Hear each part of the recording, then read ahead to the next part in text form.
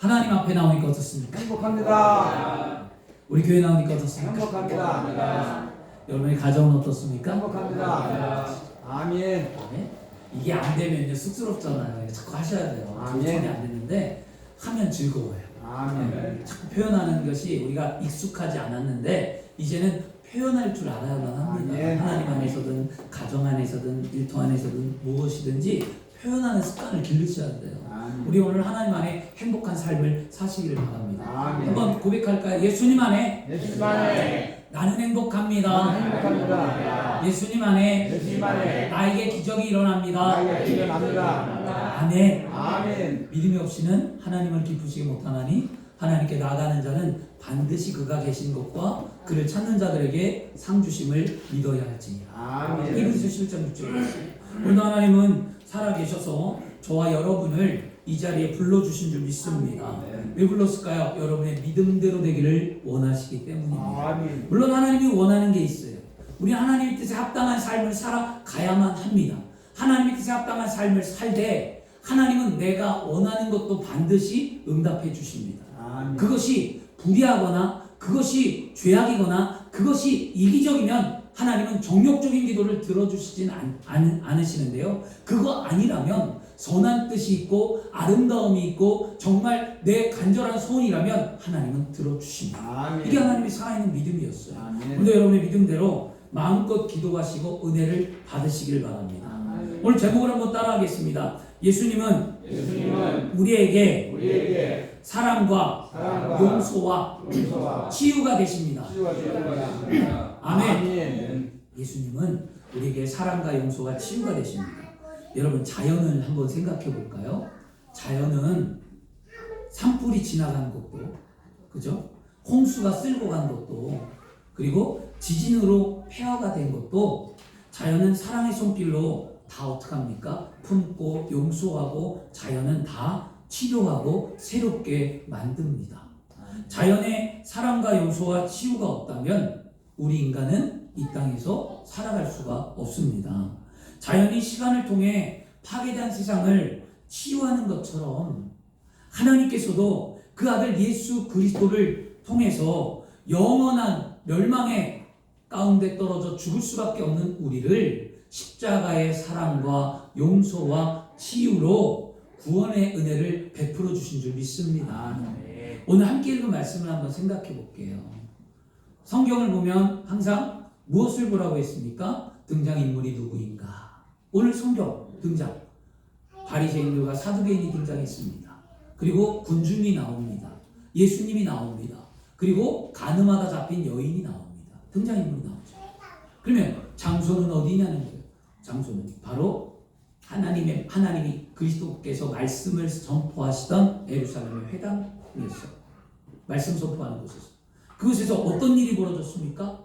가늠한 여인을 데리고 왔다는 거예요. 그리고 어떤 결과가 나왔습니까?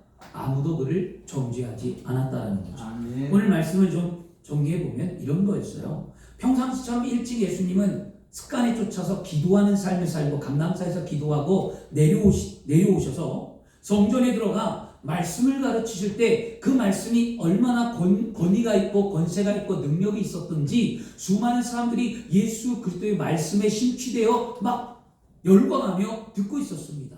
그런데 갑자기 어디선가 욕소리 들리고 고함 소리가 들리고 여자의 비몽소리가 들리며 성전이 소란스러웠습니다. 사람들이 놀라서 보니 서기관들과 바리새인들과 율법사들이 한 여인을 성전 안으로 끌고 들어왔습니다. 그런데 그 여인을 끌고 들어올 때 그 여인의 모습이 처참했습니다. 머리는 산발이었고요. 얼굴은 퉁퉁 부었으며 눈은 빨갛게 충혈된 여인이었습니다. 옷은 갈기갈기 찢겨졌고 맨발로 겁에 질려서 이 여인이 예수님 발 앞에 내동댕이 쳐서 나왔습니다. 그리고 난 다음에 예수님께 서기관과 바리새인들이 질문을 던졌습니다. 선생님이요, 이 여자가 간음하다가 현장에서 우리에게 잡혔나요? 모세의 율법에 간음한 여인은 돌로 쳐 죽이라고 했는데 선생님은 어떻게 처벌하길 원하십니까? 하고 질문을 던져주었어요. 이 서기관과 바리새인들이 그 여인을 데리고 와 질문한 것은 예수님을 올무에 빠뜨리기 위함이었습니다. 첫째는 이거였습니다. 여인을 죽이라고 말씀하면, 여인을 만약에 죽이지 말라고, 예수님이 여인을 죽이지 말고 살려주라고 말하면 모세의 율법을 어긴 자가 되잖아요. 그죠? 하나님의 말씀을 따르지 않는 자가 되고요. 그 다음에 만약에 모세의 율법대로 여인을 돌로 쳐 죽이라고 말한다면 예수님이 그동안에 예수님은 사랑하라, 용서하라, 하나님은 모든 사람을 사랑한다라고 말씀을 선포했는데 그 여인을 사랑하지 않고 용서하지 않는다면 예수님의 말씀이 거짓되다는 거잖아요. 그리고 더 나아가 유대인들은 사람을 돌로 쳐 죽일 수가 없어요. 로마의 관청에 따라서 생명은 로마의 법에 죽임을 당하는 거예요. 그러면 그런 것으로 인해서 예수님을 올무에 빠뜨리고자 질문을 던졌습니다. 그런데 예수님께서 오늘 성경에 아무 말씀을 하지 아니하시고 땅바닥에 글씨를 쓰셨어요. 그리고 일어나서 말합니다. 너희 중에 죄 없는 자가 돌로 먼저 치라. 이 말 한마디에 사람들은 어떻게 했습니까? 슬그머니 죽었던 몽둥이와 돌을 다 내려놓고 온데간데 없이 다 슬그머니 한 사람 두 사람 눈치를 보더니 사라졌어요. 그리고 난 다음에 예수님은 말씀합니다. 여자를 보고 여자여 고개를 들라. 그 여인이 고개를 들어서 공포에 질려 있고 죽음 앞에 놓여 있던 여인이 고개를 들어 보았을 때는 아무도 없었습니다. 그 안에 있었던 보인 것은 자신을 죽이려고 돌을 들고 왔던 돌 무더기와 자신을 몽둥이로 때려 죽이려고 했던 그들이 들고 왔던 몽둥이만 덩그러니 바닥에 놓여 있고 아무도 없었다는 거였습니다. 그 주위를 둘러보며 말합니다. 내 주위를 살펴보아라. 너를 정죄한 자가 있느냐? 주여, 나를 정죄한 자가 하나도 없나이다. 예수님께서 이 여인을 한동안 주목하고 고개를 끄덕이며 말씀하셨어요. 나도 너를 정죄하지 아니하노라. 집으로 돌아가 다시는 이와 같은 죄를 짓지 말라. 아멘. 이 여인은 자신이 죽음의 목전에서 지금 예수님을 만나 뭐 한 겁니까? 구원을 받았다는 거예요. 아멘. 이 여인은 그 자리를 떠나면서 아마 그 자리를 떠나며 이 여인은 수없이 다짐했을 거예요. 무엇으로 다짐합니까?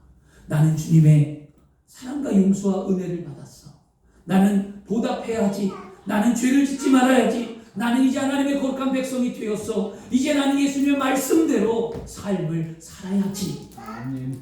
이렇게 다짐하고 떠났을 거예요. 그죠?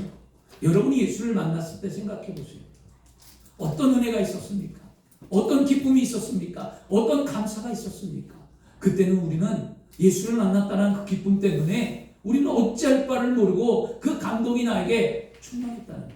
근데 지금은 왜 우리는 사그라들고 있고, 왜 우리는 멈춰 있고, 왜 우리는 다시 세상의 죄악의 발걸음을 하고 있습니까?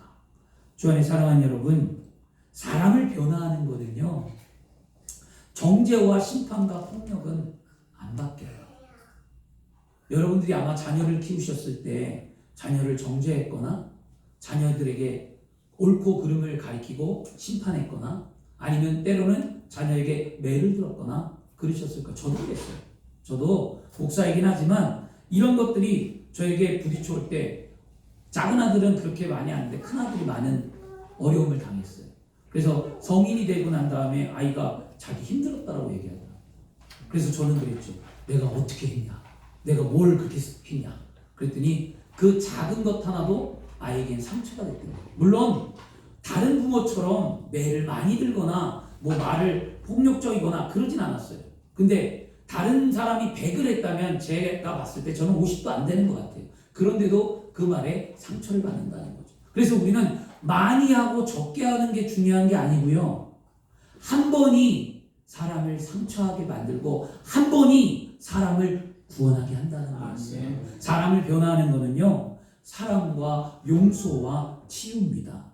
십자가로 말미암아 구원받은 우리는 예수 그리스도의 사랑과 용서와 치유를 항상 기억하는 믿음의 삶을 살아야 될 줄 믿습니다. 아멘. 오늘은 특별히 어떤 날이죠? 성찬주일이에요, 여러분.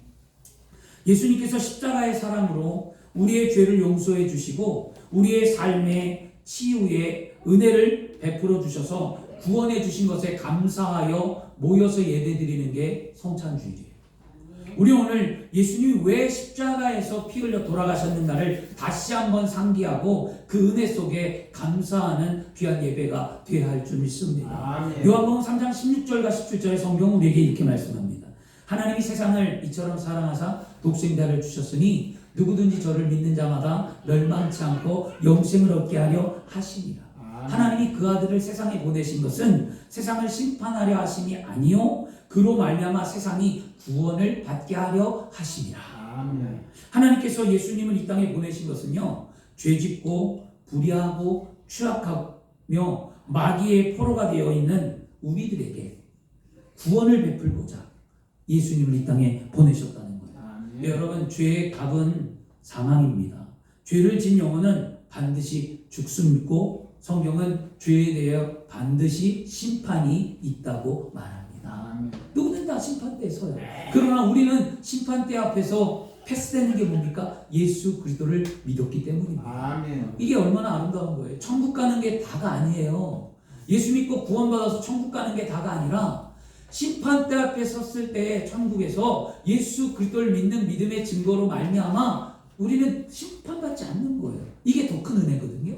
그 은혜를 생각하면 얼마나 감사합니까? 내가 무엇인가인데 다윗도 고백하잖아요. 내가 무엇인가인데 주께서 나를 사랑하시나이까. 오늘 여러분 고백해보세요. 내가 무엇인가인데 내가 얼마나 주님을 사랑했는가? 내가 주님 뜻대로 산다고 했는데 말은 그렇게 했는데 그렇게 살지 못한 나의 모습도 있을 거고요. 죄악 앞에 무너질 때도 있을 거고요. 그런데도 나를 끝까지 사랑해 주시는 그 주님의 사랑을 여러분 깨닫는 은혜가 오늘 이루어질 줄 믿습니다. 아멘. 이렇게 죄 가운데 멸망을 받을 수 없는 사람을 구원하기 위해 예수님께서 십자가에 희생을 해야만 했다는 거였어요. 자, 여러분이 만약에 빚을 졌다고 생각해 보세요. 그런데 그 빚을 탕감할 길이 없어요. 만약에 뭐 1,000만 원이든 100만 원이든 1억이든 여러분이 빚에 쪼달리는데 그 빚을 탕감할 길이 없는데 갑자기 제가 여러분들에게 그 빚을 제가 탕감해 줄 테니까 걱정하지 마세요. 그리고 저에게 맡기고 가세요. 그리고 만약에 여러분이 저에게 모든 것을 맡기고 갔다면 여러분 자유한 거예요. 그 나머지는 누가 책임져야 돼요? 말한 제가 책임지는 거예요. 내가 탕감해주고 내가 갚아줄게요 말한 자신이 책임져 주는 거예요. 부모가 자식이 빚에 떠안고 자녀가 물질로 어려울 때 부모가 어떻게 하죠? 걱정하지 마. 엄마가 아빠가 대신 갚아줄게. 그러면 뭐예요? 자녀가 그것을 어떻게 합니까? 갚습니까? 안 갚아요. 우리 아들이 차가 고장 났거든요. 그래서 제가 고쳐줬어요. 바퀴도 고쳐주고 차도 고쳐주고 돈 100만 원 이상 들어갔어요. 근데 안 갚더라고요. 왜냐? 아버지가 해줬으니까. 이거죠. 본인이 하면 힘든데 해주고 나니까 편한 거잖아요. 우리가 예수님께 우리의 죄를 맡기면 우리의 인생은 어떨까요? 편안하다. 아멘. 맡기세요. 아멘. 불의하든 추악하든 아니면 진짜 벌거벗은 민낯이 드러나서 부끄럽든 괜찮습니다. 왜냐? 주님은 모든 자를 사랑합니다. 아멘. 용서 못할 죄가 예수님 앞에 없기 때문입니다. 자존심 다 내려놓고 오늘 예수 앞에 나의 잘못을 죄를 고백하고 깨끗함을 얻고 자유함을 얻는 귀한 시간이 되어야 할 줄 믿습니다. 아멘. 예수님께서는요 십자가에 못 박힌 것은 우리의 과거의 죄, 현재의 죄, 미래의 죄를 다 대속해 준 거예요. 그러므로 우리는 죄악 앞에 무너지지 말고 오늘 예수 그리스도의 십자가를 바라보며 승리를 선포하는 귀한 시간이 되기를 축원합니다. 아멘. 성경은 또 이렇게 말씀합니다. 이사야 55장 5절과 6절에 그가 찔림은 우리의 허물 때문이요 그가 상함은 우리의 죄악 때문이요 그가 징계를 받음으로 우리가 평화를 누리고 그가 채찍에 맞음으로 우리가 나음을 입었도다. 아멘. 우리는 다 양 같아서 그릇 양 행하여 각기 제갓길로 갔거늘 야훼께서는 우리의 모두의 죄악을 그에게 담당시켰다. 아멘. 이게 어떤 의미를 갖고 있냐면요. 하나님은 인류의 죄악을 대신 짊어지게 할 사람이 필요했어요. 그게 누구예요? 예수 그리스도였어요. 아멘. 그 예수 그리스도의 십자가로에 무자비하게 하나님은 심판하셨어요. 그 예수님께서 십자가의 심판이 얼마나 고통스러웠냐면 하나님이 예수님께서 십자가로 심판받아야만 우리가 구원을 받기 때문에 십자가로 심판받게 하실 때 예수님이 얼마나 힘들었냐면 이런 말을 합니다. 하나님이요 하나님이요 어찌하여 나를 버리시나이까. 하나님 앞에 고백한 거예요. 나를 왜 버리냐는 거였어요. 그 몸부림치는 예수님 십자가 앞에서 그 처절한 고통이 있었고 그 심판 때 십자가가 심판하는 그것이 우리의 죄를 용서하기 위함이라는 거예요. 아멘. 그래서 그 고통과 그 어려움을 참고 견딘 후에 예수님이 마지막에 말씀하시기를 다 이루었도다. 아멘. 그리고 운명하셨다는 거예요. 이 말씀은 뭐냐면 예수님의 희생으로 말미암아 인류의 모든 죄가 청산되고 용서함 받게 되었다라는 거예요. 그렇기 때문에 오늘 예수 그리스도를 구주로 믿고 회개하고 돌아온 사람은 값없이 사랑해 주시고 용서해 주시고 치유해 주시겠다고 오늘 주님은 말씀하는 줄 믿습니다. 아멘. 근데 여러분 반드시 꼭 알아야만 합니다. 무엇을 알아냐면 예수 그리스도의 사랑, 십자가의 사랑과 용서와 치유가 값없이 받았다고 해서 그것이 값싼 것이 아니에요. 여러분 주님의 사랑과 용서와 여러분 치유는 너무나 값지기 때문에 어떤 값으로 환산할 수 없기에 고귀하고 아름다운 거예요. 아멘. 그걸 우리에게 주셨다는 거예요. 아멘. 우리는 그것을 알아야만 합니다. 그러면 한번 생각해 볼까요? 태양빛을 우리 장모님 지금 기도하실 때 봄이 왔다고 했는데 입춘이 왔다고 했잖아요. 겨울이 지나고 따뜻한 봄이 오잖아요. 그 봄이 온다는 건 뭘까요? 태양의 빛이 줄기가 시간이 길어졌다는 거거든요. 그러면 우리 태양의 빛을 받는 우리가 여러분 돈을 내고 태양을 쐰니까? 아니잖아요. 태양빛이 없으면 지구의 어떤 생명도 살 수가 없어요. 태양빛이 안 비치면. 그리고 그 태양빛이 너무나 값지고 비싸고 고귀하기 때문에 그 태양의 빛을 값을 주고 살 수가 없는 거예요. 그냥 누리는 거예요. 하나님은 우리에게 그렇게 누리게 하셨잖아요. 그러면 여러분 또 하나 생각해 볼까요? 숨을 안 쉬고 3분에서 5분 이상 살 수 있을까요? 숨 안 쉬고? 못 살잖아요. 그러면 여러분 중에 공기를 지금 우리가 숨 쉬고 있는 이 공기를 돈을 주고 사는 사람이 있습니까? 뭐 요즘은 가끔 있어요. 뭐 알래스카에 공기를 압축해갖고 돈 주고 이렇게 파는 공기를 파는 경우도 있긴 하지만 여러분 이 공기라는 것이 돈으로 환산될 수 있는 게 아니잖아요. 그냥 자유롭게 우리가 누리는 거죠. 자, 그러면 부모님의 사랑은 어떻습니까? 부모님의 사랑을 여러분 돈 주고 살 수 있을까요? 여러분 못 삽니다. 부모의 사랑은요. 부모님의 사랑도 값으로 환산할 수 없습니다. 이와 같이 하나님이 우리를 사랑하는 것이 얼마나 큰 사랑인지 여러분 오늘 깨달으셔야만 합니다. 이거는 계산으로 되는 게 아니에요. 그래서 그것을 성경은 은혜다라고 얘기해요. 아멘. 오늘 그 은혜에 감사하시길 바랍니다. 그렇다면 우리가 항상 그렇다면 우리가 항상 예수 그리스도의 십자가의 사랑과 용서와 치유를 받기 위해 이제 어떠한 삶을 살아야만 합니까? 그것을 누려야 되는데 그러면 성경은 뭐라 하죠? 누구든지 오라고 얘기하잖아요. 그냥 준 게 아니에요. 선택이었어요. 여러분들이 행할 때 이런 은혜가 있다라는 거예요. 이미 예수님은 십자가에 피 흘려 돌아가셔서 그 모든 것을 다 이루어 놓으셨다라고 선포했다면 이루어 놓으신 것을 우리가 찾아가 누리는 거죠. 그러면 그것을 그렇게 하려면 어떻게 해야 됩니까? 우리가 오늘 우리의 마음의 짐을 내려놓고 회개해야만 합니다. 아멘. 여러분 죄에 대하여 애통하는 마음이 없는 사람은요 습관적으로 회개하는 것은 가짜 그리스도인이에요. 여러분 이제 진짜가 되시길 바랍니다. 아멘. 습관적으로 용서해 주세요. 입술로는 누구나 다 합니다. 그게 아니라 마음이 애통해야 됩니다. 아멘. 그리고 사람이 죄를 짓다가 딱 걸리면 이렇게 하죠. 자신의 잘못을 겉으로만 인정합니다. 인정해. 이건 회개가 아니잖아요. 부부가 싸워요. 부부싸움을 하는데 남녀노소 다 할 것 없이 싸우잖아요. 여러분 그렇게 사셨잖아요. 부부가 전쟁하고 막 싸우는데 남편이든 아내든 누군가 사과를 합니다. 먼저 뭐라고? 미안해. 미안하다라고 딱 하는데 미안하다는 말을 들어볼 때 눈동자를 바라보고 그 사람의 말의 어투를 딱 보면 진심인지 아닌지 알 수 있다는 거예요. 여러분들이 하나님 앞에 회개하는 것, 그 잘못된 것 하나만 갖고 그냥 잘못했어요 겉으로만 회개하지 마시고요, 마음을 찢으시길 바랍니다. 회개란 진실로 그 마음을 중심에 지은 죄를 고통스럽고 애통하며 여러분 그 죄를 버리려고 노력하는 게 회개였어요. 물론 사람이 단번에 안 바뀌어요. 여러분 착각하시면 안 됩니다. 내 남편이 예수 믿으면 바뀌겠지, 내 아내가 예수 믿으면 바뀌겠지, 내 자녀가 예수 믿으면 바뀌겠지. 물론 바뀌어요. 근데 그 바뀌는 시간은 각자의 삶에 다르다는 걸 인정해야 되는 거예요. 저 사람은 빨리 바뀌었는데 왜 내 남편은 안 바뀌냐고 얘기하고, 저 자녀는 빨리 예수 앞에 돌아와 바뀌었는데 목사님 왜 우리 자녀는 아직도 안 되냐고 얘기하잖아요. 여러분 그거는 하나님만이 아시는 거예요. 단번에 여러분 죄가 그렇게 쉬운 게 아니에요.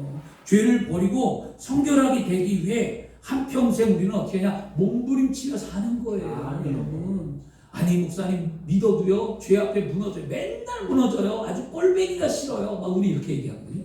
맨날 죄 앞에 무너지는 자녀를 본다든지 남편을 본다든지 아내를 보면 나중에는 하다가 참다가 울분이 터지니까 막 화가 나니까 본인도 막 정죄하고 심판합니다. 그럴 수 있어요. 여러분 다 그렇게 해요. 여러분 죄종이라고 안 하실 것 같아요? 죄종도 똑같아요. 10년 가르치고 20년 가르치고 30년 가르쳤는데 쓸만하면 넘어지고, 넘어졌다 또 일어나면 또 넘어지고 막 이러면 막 그렇게 하죠. 이게 우리의 모습인데요. 여러분 기억하시길 바랍니다. 그러므로 한 번 죄를 뉘우치고 애통하며 회개했는데도 또다시 그 죄로 반복하고 무너진다면 더욱더 애통하고 회개하며 여러분께서 그것을 몸부림쳐야 된다는 거예요. 그냥 끊어주시겠지 해결되겠지가 아니에요. 몸부림쳐야 됩니다. 실수를 반복하더라도 우리는 포기하지 말고 그때 다시 회개하고 성결한 삶을 살도록 몸부림치시길 바랍니다. 그래서 우리가 주님 앞에 오는 거예요. 술을 끊어야 되는데 술을 못 끊었어요. 그러면 오늘도 끊게 해달라고 몸부림치고 기도하는 거예요. 그리고 난 다음에 말로는 술을 끊게 해달라고 기도하고 돌아가서 행실은 술을 안 끊어. 하루도 안 먹고 하루도 안 끊고 매주 먹고 또 오늘 주일날 기도하고 또 매주 먹고 기도하고. 그게 뭐예요? 거칠애예요. 몸부림치라는 건 뭡니까? 끊어야 된다면 하루라도 안 먹어보고 또 도전해보고 또 하며, 이런 것들이 우리의 애절한 회개의 모습입니다. 사람과의 관계에서 입술로 범죄하지 말아야지 했다면 내 입의 말을 재갈을 물려달라고 하고 예수님이라면 어떻게 하셨을까를 고민하며 조심하고 또 조심하며 말을 하는 습관을 길러야 되는데, 나 오늘 또 상처 줬구나, 나 오늘 남편에게 아내에게 사람들에게 내 말로 상처 줬네 하면서 또 주님 나를 용서해 주세요 기도하면 뭐하냐. 오늘 여러분 우리는 몸부림치시길 바랍니다. 그리고 베드로가 예수님께 나왔어요. 베드로가 예수님께 뭐라고 질문 던지냐면, 예수님 이웃이 나에게 범죄하면 몇 번이나 용서하여 주면 좋겠습니까? 라고 얘기해요. 그러나 베드로가 자신 있게 얘기합니다. 예수님 하루에 7번만 용서하면 되지 않을까요? 이 얘기는 뭐예요? 자신 있다는 거예요. 이 정도 용서했으면 하루에 7번씩 용서하면 대단한 용서니까 자신이 칭찬을 받을 줄 알고 베드로가 예수님께 말했어요. 그랬더니 예수님이 뭐라고 얘기했냐면, 아니다, 7번씩 70번이라도 회개하면 돌아오는 자를 용서해 주라. 여러분 남편을 용서해 줘야만 합니다. 아내를 용서해 줘야만 합니다. 자녀를 용서해 줘야만 합니다. 세상을 상처받은 자들을 용서해 줘야만 합니다. 여러분 결국 이 말씀은 490번이잖아요. 그러면 목사님 490번만 용서하면 되겠네요. 어떤 학생 때 가르쳤더니 청년 학생이 그 얘기를 하더라고요. 490번만 용서하면 된대. 말씀대로. 그래서 그 말을 모르는 거예요, 여러분. 이것도 490번 용서하라고 예수님이 말씀하신 게 아니고요. 그건 뭐냐면 몇 번이고 되풀이 되는 죄라면 그가 애통하고 회개하고 돌아오면 끝까지 용서해 주라는 거예요. 이게 우리 그리스도인의 사랑입니다. 습관적인 회개가 아닌 죄에 대하여 진정으로 애통하는 마음이 있어야 주님께서 우리의 죄악을 계속해서 용서해 준다는 거예요. 그리고 계속해서 우리에게 사랑을 베풀고 치료를 베풀어 주시며 우리가 기필고 그 죄에서 떠날 수 있고 성결하며 의로운 삶을 살 수 있도록 만들어 준다는 겁니다. 오늘 저와 여러분이 그렇게 되어야만 합니다. 한번 생각해 볼까요? 뭐 남편 여기 지금은 이제 우리 연세가 있으시니까 자녀들 키울 때 예전에는 남편들이 잘 안 도와줬잖아요. 요즘은 남편들이 애 키울 때 안 도와주면 안 돼요. 같이 해요. 같이 함께 한다고 하잖아요. 저도 잘 몰라서 함께 한다고 했지만 잘 못했어요. 근데 하나 기억나는 게 있어서 말씀드리는 건데요.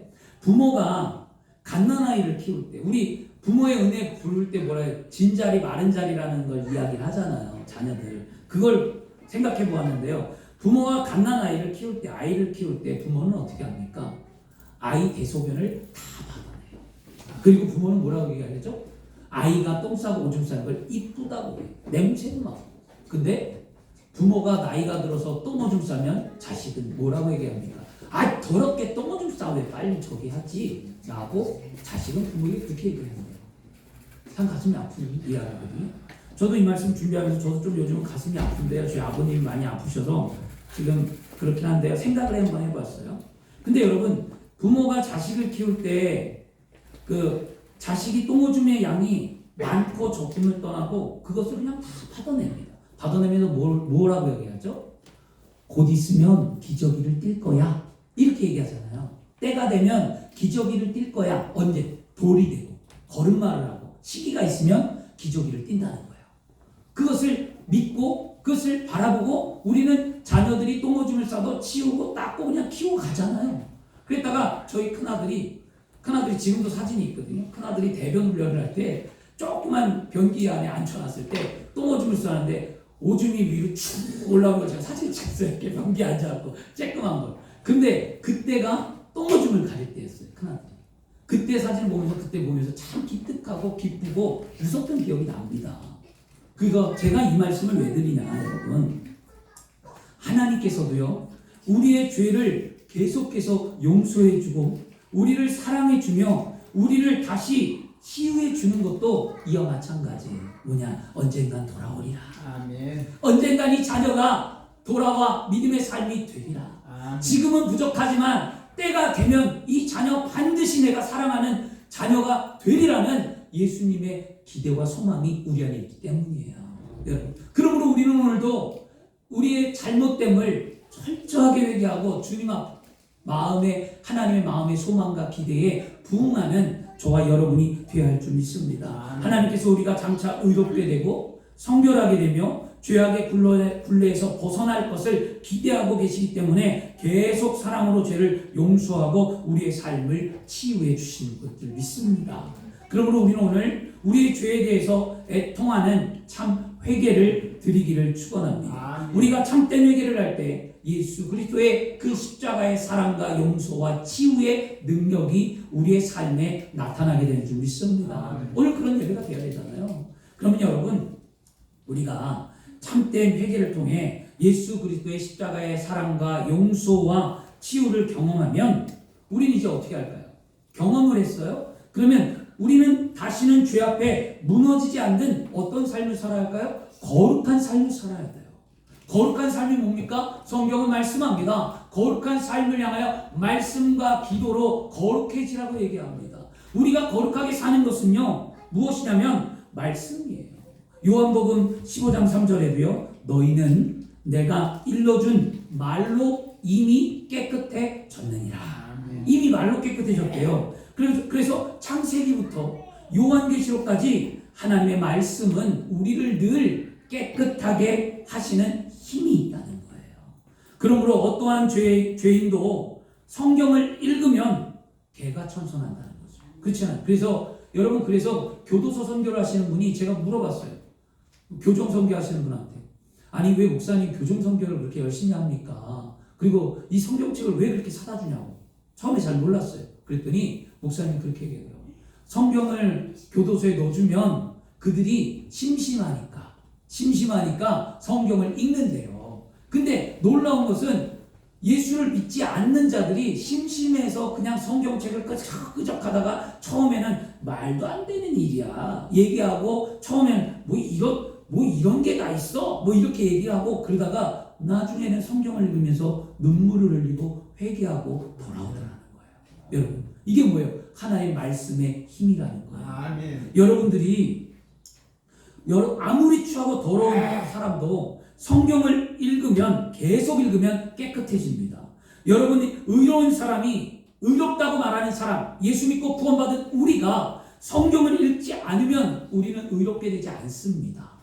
그렇죠? 하나님의 말씀을 멀리하는 사람이 거룩한 삶을 살아갈 수가 없고 성결한 삶을 살아갈 수 없다는 거예요. 이처럼 성경 말씀은 우리를 더러운 죄악에서 맑게 씻겨주는 물과 같은 역할을 한다는 거예요. 그러므로 늘 말씀을 묵상하고 매일매일 말씀을 읽고 승리하시길 바랍니다. 이제 우리 한 주간 이제 8주 동안에 부활주일 가운데 이제 6회, 벌써 우리 사복음서 이제 6번 읽는 건데요. 사복음서 새벽에 말씀 읽고 여러분 저녁에는 구약을 읽으세요.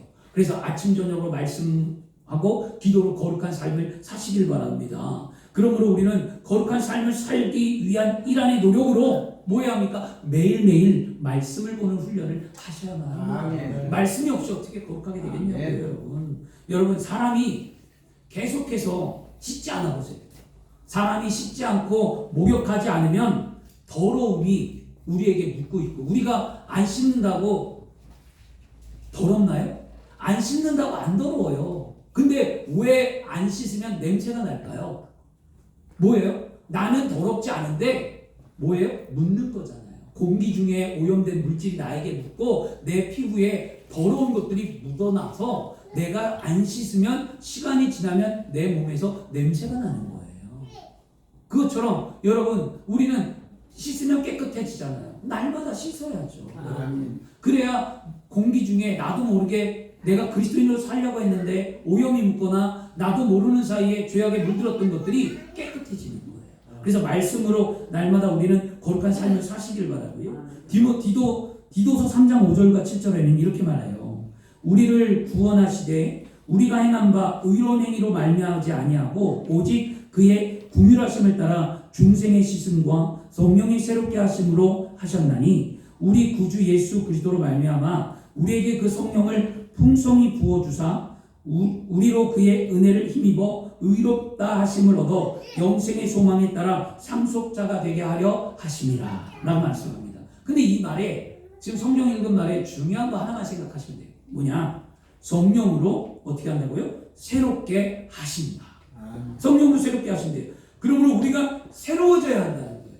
우리의 새로워짐은요, 예수 그리스도 앞에 회개하고 예수 그리스도를 믿고 십자가의 사랑과 용서와 치유를 경험해서 말씀과 기도로 거룩한 삶을 살고자 원한다면 우리는 날마다 새로워져야 한다는 거죠. 그러면 어제보다 오늘이 새로워져야 되겠죠. 그러면 오늘보다 내일은 더 새로운 날이 되어야만 합니다. 아멘. 그렇게 우리를 새롭게 해주는 게 누구냐? 성령님이라는 거예요. 우리를 날마다 새롭게 하시는 분이. 그래서 성령을 받아야 되고요. 성령이 내 안에 내주 충만 역사 교통하셔야 된다는 거예요. 하나님의 영이 우리를 붙잡아 주신다는 거거든요.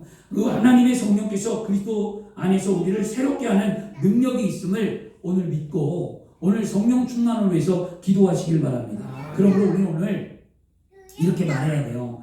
하나님, 성령님 나에게 충만케 하여 주옵소서. 성령님을 환영하고 인정하고 의지하고 모셔드립니다. 성령님 내 안에 역사하셔서 나를 다스려달라고 우리가 고백해야만 합니다.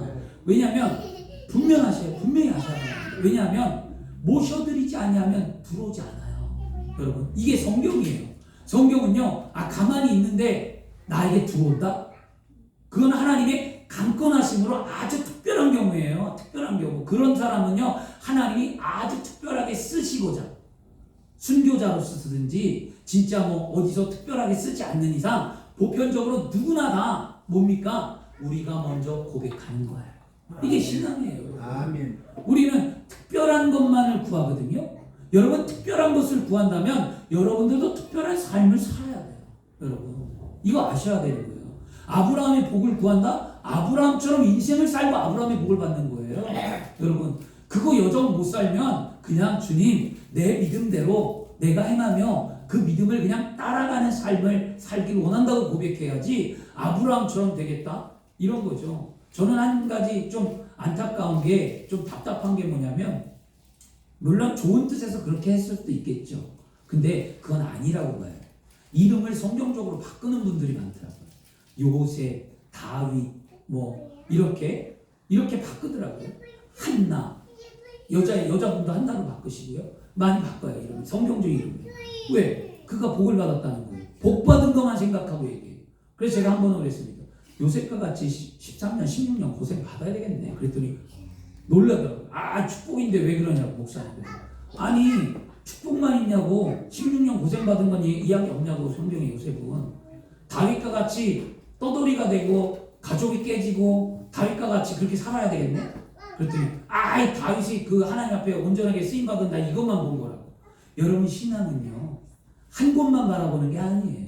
여러분, 분명히 신앙은 양쪽을 날개가 있는 거예요. 그리고 실수도 있고 믿음도 있는 거예요. 여러분이 실수했다고 하나님 절대로 여러분 안 버립니다.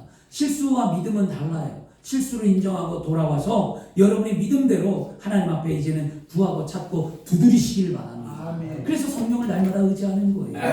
여러분, 우리가 거룩한 삶을 살기 위해 말씀을 매일같이 읽고 성령을 매일같이 모셔드렸다면 이제 마지막 여러분이 해야 될 게 뭐냐? 결단하는 삶을 좀 사셨으면 좋겠습니다. 결단과 행동이 필요합니다. 듣고 생각하고 결단했으면 행동의 삶으로 옮기는 그리스도인이 돼야만 우리는 그리스도의 십자가의 사랑과 용서와 치유를 경험해서 우리는 날마다 거룩한 삶을 살아가는 그리스도인이 될 수 있다는 거죠. 여러분, 이게 결론이거든요, 사실은. 주안의 사랑하는 여러분, 결단은 예수 그리스도를 믿는 사람답게 사는 거예요. 따라하겠습니다. 예수 그리스도를 믿는 사람답게 살자. 아멘. 예수를 믿는다고 하면서 결단이 없이 죄악의 수렁에 빠져 허우적거린다면 이 사람은 위선자예요. 이 사람은 가짜예요, 진짜로. 많은 사람들이 교회에 와서 입술로 주여 주여 하지만 진실한 그리스도인들은 그렇게 하지 않는다는 거예요. 성경은 분명 뭐라고 말합니까? 알곡과 쭉정이가 함께 있다고 말합니다. 우리가 진실로 예수를 믿는다면 우리의 생활의 삶 속에 행함이 있는 믿음으로 열매가 나타나야 될 줄 믿습니다. 열매가 없는 그리스도인들은 가짜잖아요. 여러분 안에 열매가 무엇입니까? 열매가 어떤 게 있습니까? 어떤 삶이 달라졌습니까? 우리 교회는 열매가 있어요, 여러분. 전도의 열매 이런 거, 영혼구원 열매 이건 하나님이 하시겠지만 그거 아니더라도 여러분의 신앙을 보면 여러분의 신앙의 열매가 있어요. 저는 분명해요. 여러분이 달라졌고요. 모든 것들이 여러분 환경이 여러분 믿음의 모습이 다 변화되어 있어요. 안 바뀌고 변화 안 된 사람이 한 사람도 없더라고요. 다 바뀌어 있더라고요. 그게 여러분의 신앙의 열매인 줄 믿습니다. 눈에 두드러지거나 크게 나타나거나 어떤 잡히거나 보이거나 결과에 치중하지 마시고요. 내 마음의 내면의 진실을 보세요. 나는 얼마나 달라졌는가. 난 얼마나 감격이 있는가. 난 얼마나 하나님 앞에 쓰임을 받는가. 내가 얼마나 하나님을 사랑하고 있는가 보면 여러분 우리 달라진 것 때문에 감사하시기를 바랍니다. 그래서 여러분 주께서도 열매 없는 나무는 뽑아서 불에 태워 버리겠다고 말씀하십니다. 말씀 마칩니다. 우리는 예수 그리스도를 믿는 믿음으로 말미암아 십자가의 사랑으로 모든 죄를 용서함 받고 하나님으로부터 치유를 받은 삶을 사는 복된 자녀라면 이제는 말씀과 기도로 거룩한 삶을 사는 결단을 하는 믿음의 삶을 살아내시기를 바랍니다. 원수 마귀는 절대로 가만히 있지 않습니다.